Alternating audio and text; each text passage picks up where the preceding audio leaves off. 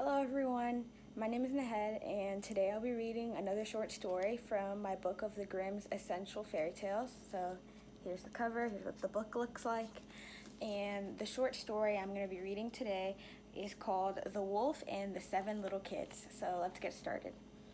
There was once on a time an old goat who had 7 little kids and loved them with all the love of a mother for her children. One day she wanted to go into the forest and fetch some food. So she called all 7 to her and said, "Dear children, I have to go into the forest. Be on your guard against the wolf. If he come in, he will devour you all, skin, hair, and all. The wretch often disguises himself, but you will know him at once by his rough voice and his black feet." The kids said, "Dear mother, we will take good care of ourselves. You may go away without any anxiety." Then the old one bleated and went on her way with an easy mind. It was not long before someone knocked at the house door and cried, "Open the door, dear children, your mother is here, and has brought something back with her for each of you." But the little kids knew that it was the wolf by the rough voice. "We will not open the door," cried they. "Thou art not our mother. She has a soft, pleasant voice, but thy voice is rough. Thou art the wolf." Then the wolf went away to a shoekeeper and brought himself a great lump of chalk, ate this, and made his voice soft with it.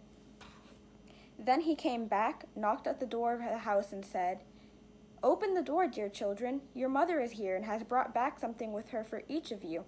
But the wolf had laid his black paws against the window, and the children saw them and cried, "We will not open the door. Our mother has not black feet like thee. Thou art the wolf." Then the wolf ran to a baker and said, "I have hurt my feet. Rub some dough over them for me." And when the baker had rubbed his feet over, he ran to the miller and said, "Strew some white meal over my feet for me." The miller thought to himself, "The wolf wants to deceive someone," and refused. But the wolf said, "If thou wilt not do it, I will eat you." Then the miller was afraid, and made his paws white for him. Truly men are like that. So now the wretch went for the 3rd time to the house door, knocked at it, and said, "Open the door for me, children. Your dear little mother has come back home, and has brought every one of you something back from the forest with her." The little kids cried, "First show us your paws, that we may know if you are our little mother." Then he put his paws in through the window, and when the kids saw that they were white, they believed all he said was true, and opened the door for him. But who should come in but the wolf? They were terrified and wanted to hide themselves. One sprang under the table, the second into the bed, the third into the stove, the fourth into the kitchen, the fifth into the cupboard, the sixth under the washing bowl, and the 7th into the clock case. But the wolf found them all, and used no great ceremony. One after the other he swallowed them down his throat. The youngest in the clock case, was the only one he did not find. When the wolf had satisfied his appetite, he took himself off, laid himself down under a tree in the green meadow outside, and began to sleep. Soon afterwards the old goat came home again from the forest. Ah, what a sight she saw there! The house door stood wide open. The table, chairs, and benches were thrown down. The washing bowl lay broken to pieces, and the quilts and pillows were pulled off the bed. She sought her children, but they were nowhere to be found. She called them one after another by name, but no one answered. At last, when she took to the youngest, a soft voice cried, "Dear mother, I am in the clock case." She took the kid out, and it told her that the wolf had come and eaten all the others. Then you may imagine how she cried over her poor children. There's no pictures on this page. At length in her grief she went out, and the youngest kid ran with her. When they came to the meadow, there lay the wolf by the tree, and snored so loud that the branches shook.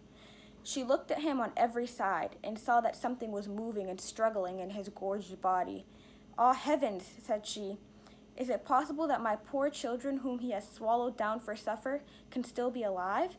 Then the kid had to run home and fetch scissors and a needle and thread, and the goat cut open the monster's stomach, and hardly had she made one cut, than one little kid thrust its head out, and when she had cut farther, all 6 sprang out one after another, and were still all alive, and had suffered no injury whatsoever, for in his greediness the monster had swallowed them down whole. What rejoicing there was! Then they embraced their dear mother, and jumped like a tailor at his wedding. The mother, however, said, Now go and look for some big stones, and we will fill the wicked beast's stomach with them while he is still asleep." Then the 7 kids dragged the stones thither with all speed, and put as many into his stomach as they could get in. And the mother sewed him up again in the greatest haste, so that he was not aware of anything, and never once stirred. When the wolf finally had his sleep, he got on his legs, and as the stones in his stomach made him very thirsty, he wanted to go to a well to drink. But when he began to walk and move about, the stones in his stomach knocked against each other and rattled. Then he cried, "What rumbles and tumbles against my poor bones? I thought 'twas 6 kids, but it's not but big stones." When he got to the well and stopped over the water and was just about to drink, the heavy stones made him fall in, and there was no help, but he had to drown miserably. When the 7 kids saw that, they came running to the spot and cried aloud, "The wolf is dead! The wolf is dead!" and danced for joy round about the well with their mother. And then there's a picture of the baby goats and the mom dancing around the well because they're celebrating the death of the wolf because he was bad and tried to eat them. So that's the end of this story. I'll see you guys next time. Hope you're all doing well. So bye.